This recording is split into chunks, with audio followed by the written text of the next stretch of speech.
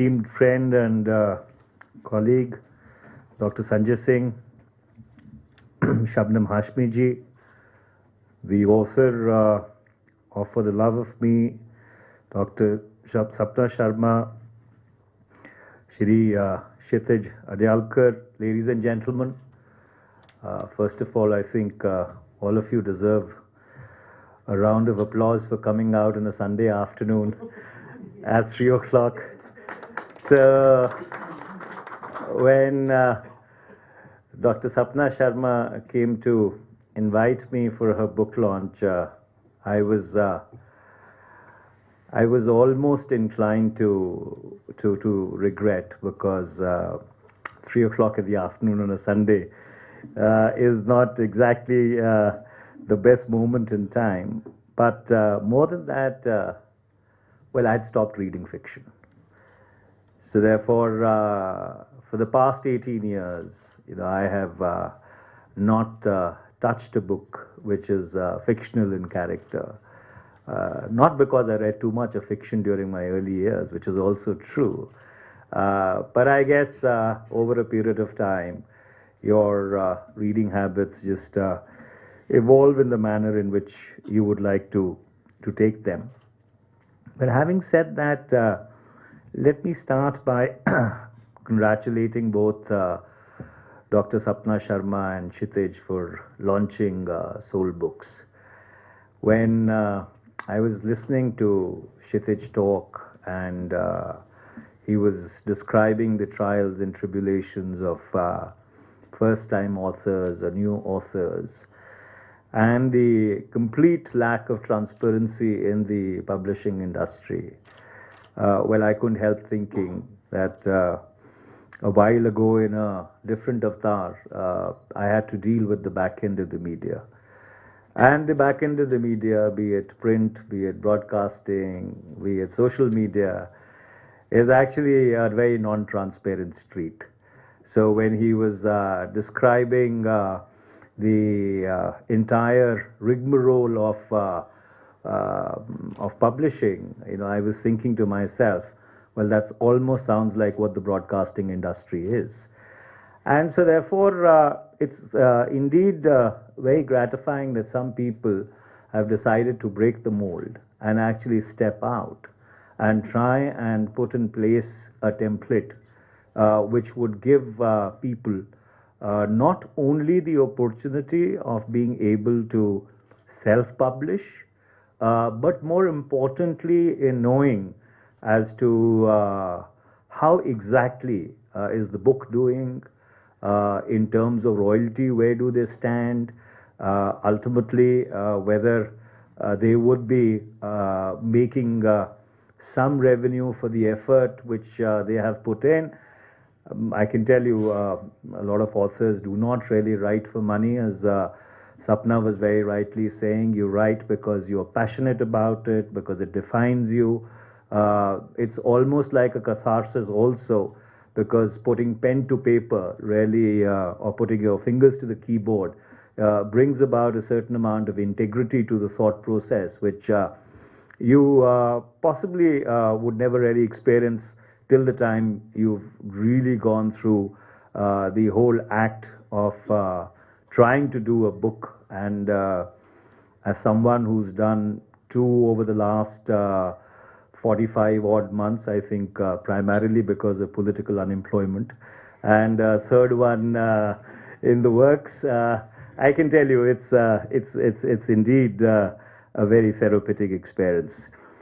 As I was saying, over a period of time, what I started reading was Iran and Afghanistan and the Al-Qaeda, and well, at some point in time, I feel that it's an extension of my interest in commando comics, and I used to have a huge collection of them as a kid, so possibly I've extended that interest, and I try and satisfy myself by saying that, I've evolved from reading non-fiction, fiction to non-fiction, but possibly it's a strange kind of fiction which you still continue to read.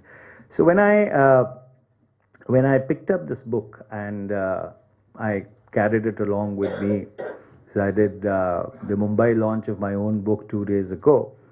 and I started going through it, I put it down after the first 8 or 10 pages. And the reason I put it down is because the book actually makes you confront certain realities about yourself, and as Dr. Sapna Sharma was saying, where you are headed, and what you really want out of life. And maybe those questions you are not prepared to answer, forget the world, even to your own self. And as Shabnamji was rightly saying, there are certain things that we want to lock away into the closet, happily absorbed in our activism, irrespective of whether it gets the country anywhere or not. That's a $1,000,000 question which all of us wrestle with on a daily basis. But I guess it's just easier to lead your life in that manner. And there comes a time when you keep thinking to yourself that yes, we need to look at certain issues, but this is not the time to look at it. And before you can say Jack Robinson, you've run through maybe the better part of your life, and by the time you start looking at those questions, they practically have become irrelevant because your children have grown up, your relationships have become estranged, you've become a stranger to your own self, you possibly don't recognize your own self when you look at it in the mirror, you've forgotten how to laugh, and the small things of life which actually made life worth living, you've decided to very conveniently, in the name of being serious about life, just sweep it under the carpet completely. And that's why, as I try and read Dr. Sapna Sharma's book, and I'm deliberately reading it slowly, trying to absorb it, because it's different from what, as I said, I usually read, and every page brings about a certain introspective reality, which you can obviously, of course, choose to skim past if that's the intent of really going through a book. But if you do decide to pause, ponder, and introspect, I think there's a lot of food for thought in this book. And the other good thing about reading a book is because possibly when we grew up, there was no Kindle, there was no internet, newspapers still had a certain integrity to them. The whole art of reading was still something to be cherished and was encouraged. So the whole act of turning the page of a book is a different experience in itself. And I would just end by saying that all of us find it very easy these days, and that's something which is kind of marketed.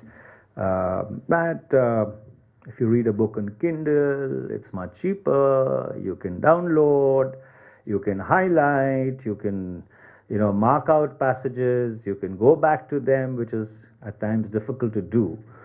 But the one thing that you need to remember is that every time that you use a cell phone, you use your Kindle, you go on to the internet, or you do anything which is connected with the wired world, you give a large part of your privacy away. So therefore, when you go and actually highlight something on Kindle, Kindle is sending information back, exactly mapping out what are the kind of things that you highlight, what is it that you go back and refer to, what is the kind of stuff which you've skimmed over, for example, if you've turned pages. So the next time you switch your Kindle on, you will get some very customized ads. So therefore, there is a whole industry which has grown around what is called data tracking. And that's why when some of the big businessmen of this country refer to data as the new oil, they are actually not wrong.